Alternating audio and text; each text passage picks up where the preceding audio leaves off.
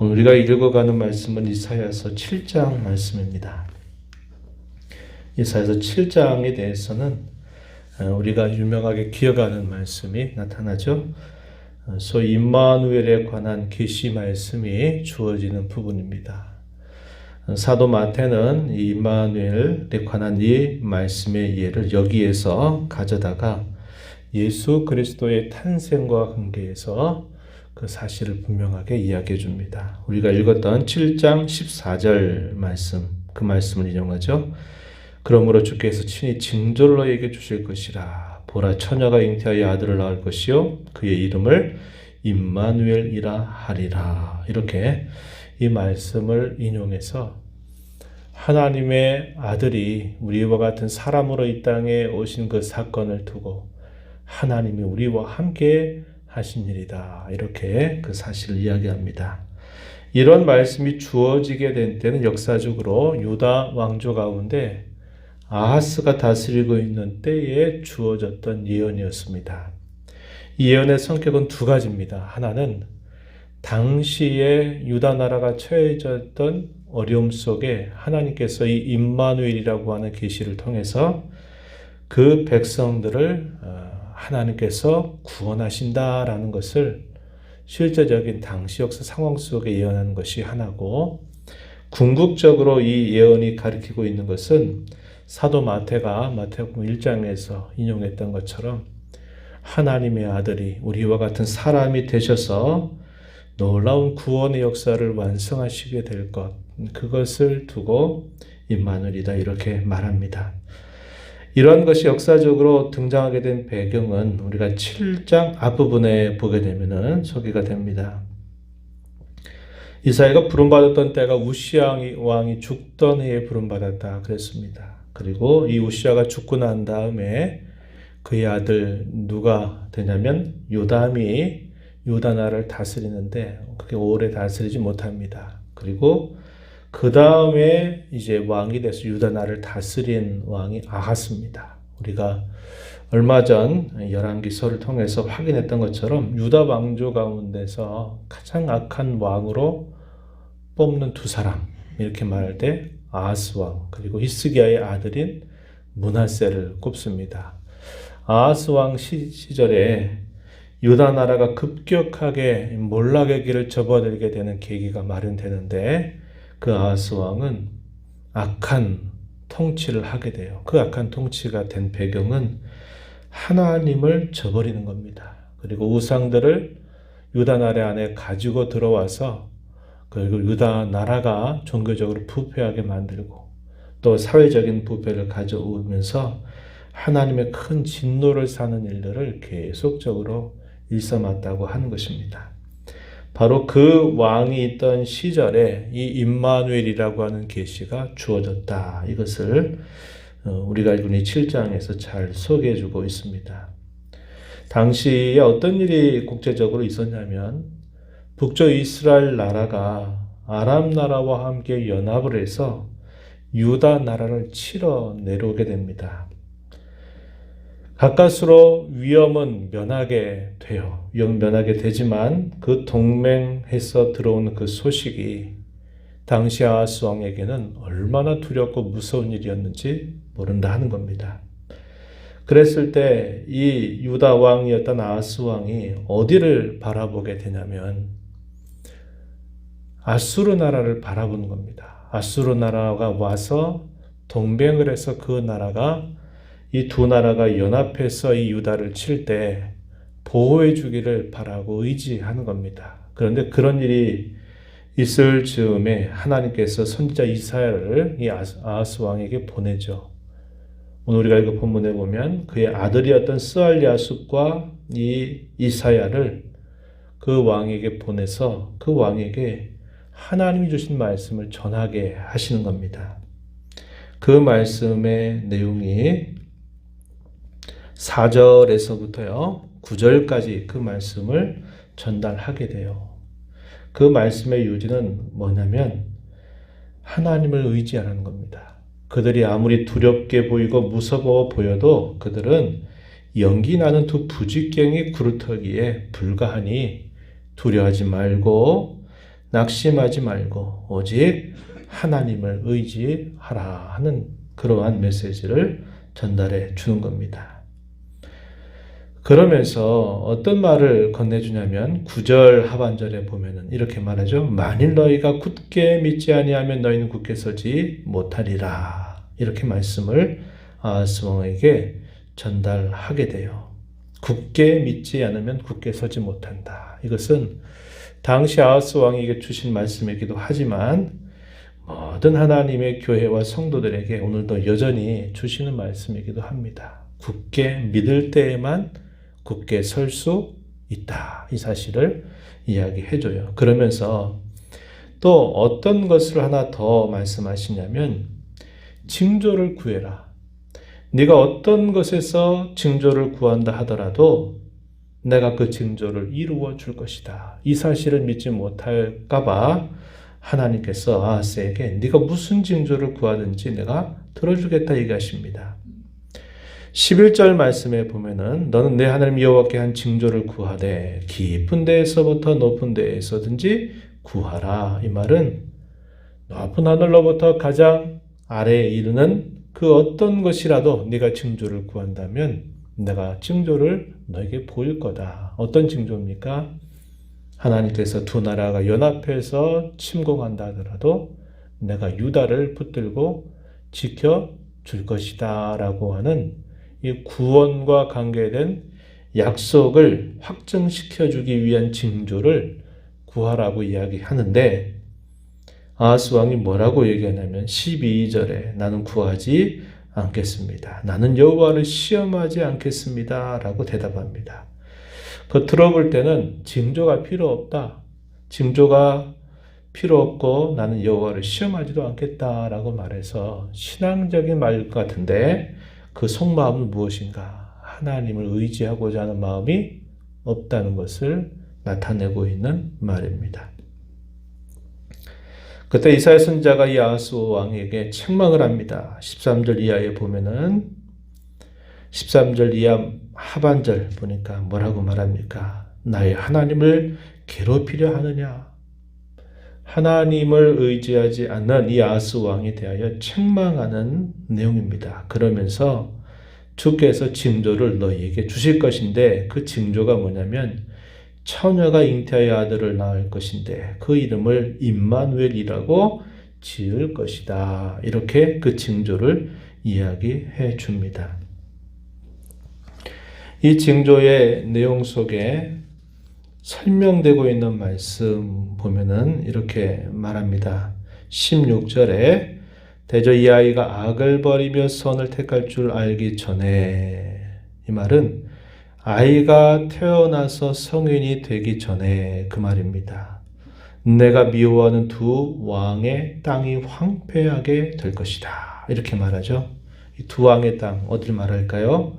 아람 나라와 이스라엘 나라를 말합니다. 그 왕의 땅이 황폐하게 될 것이다. 이때가 연대적으로 언제냐면 주전 735년 정도 되는 때입니다. 북이스라엘 나라가 언제 망하게 되냐면 722년이에요. 그러니까 망하게 되게 한 10여 년 조금 남은 때라 이 말입니다. 그래서 이 태어난 아이가 성인이 되기 전에 너희를 괴롭히고 침공하려고 하는 아람 나라도 그리고 북이스라엘 나라도 땅이 황폐하게 될 것이다. 이것이 하나의 징조가 된다 이야기합니다.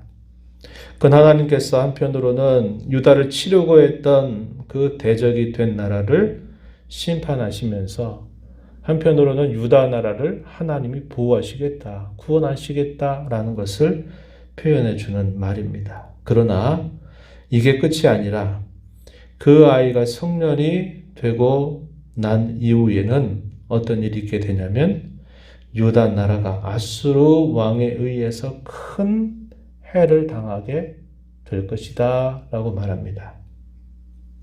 왜 이렇게 말씀을 하실까요?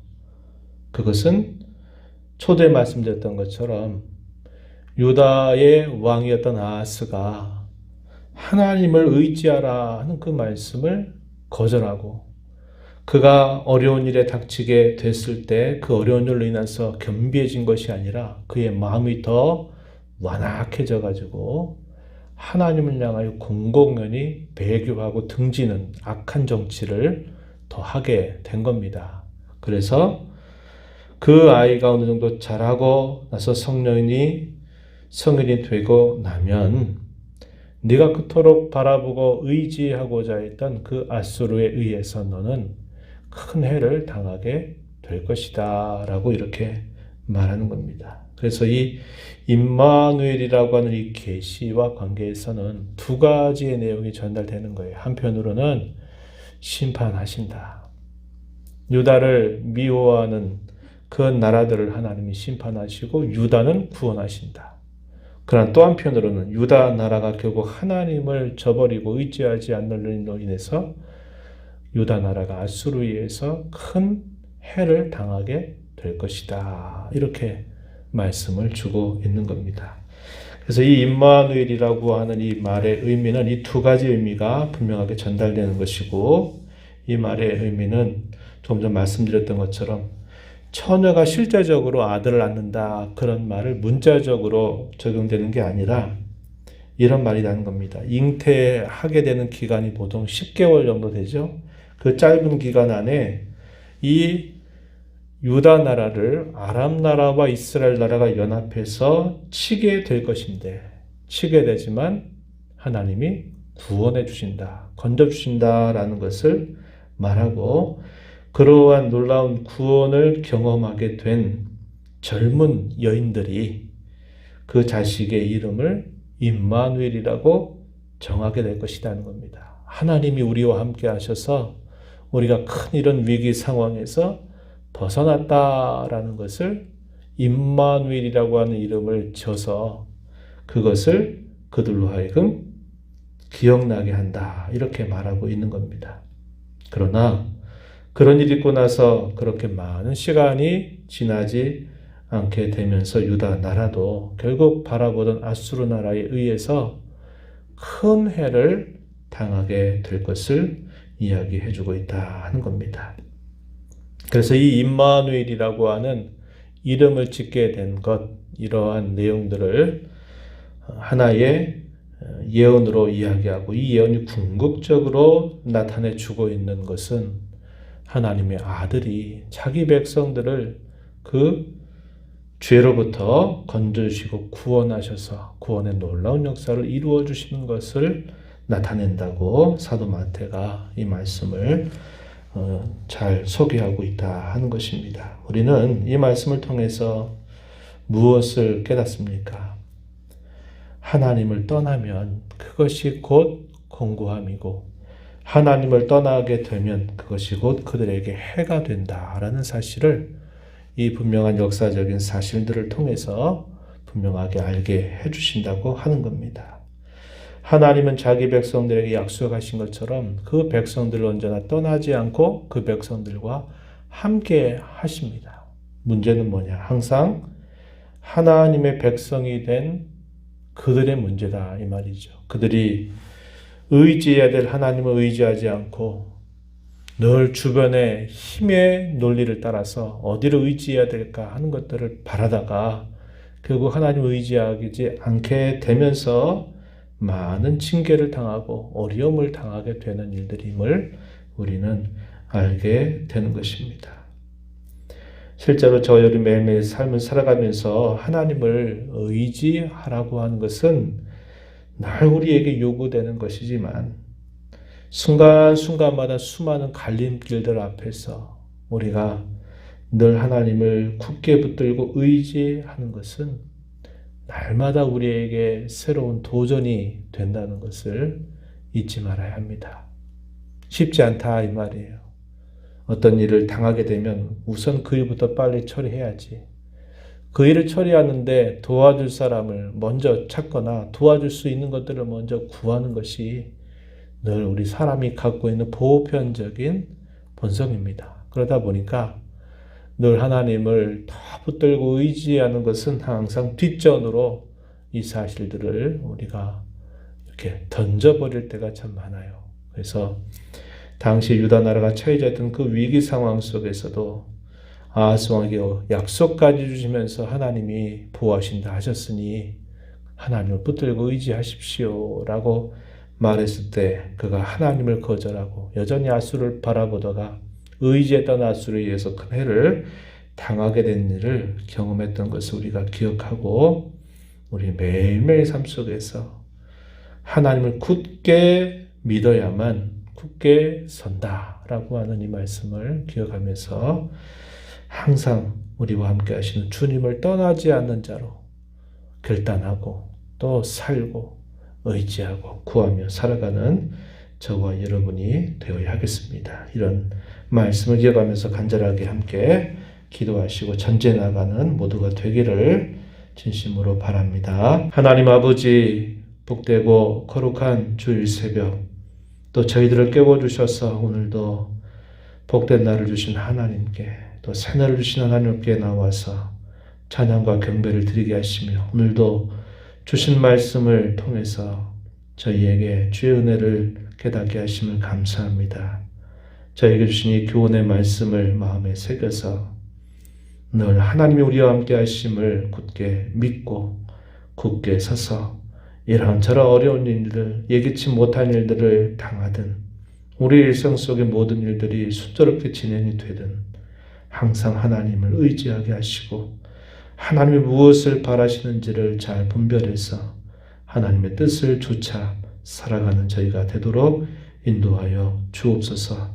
은혜의 보좌 앞에 나와서 아버지의 은혜를 간절하게 구하는 모든 심령들의 간구를 기울여 주시고 응답해 주시기를 바라며 예수님 이름으로 기도하옵나이다. 아멘.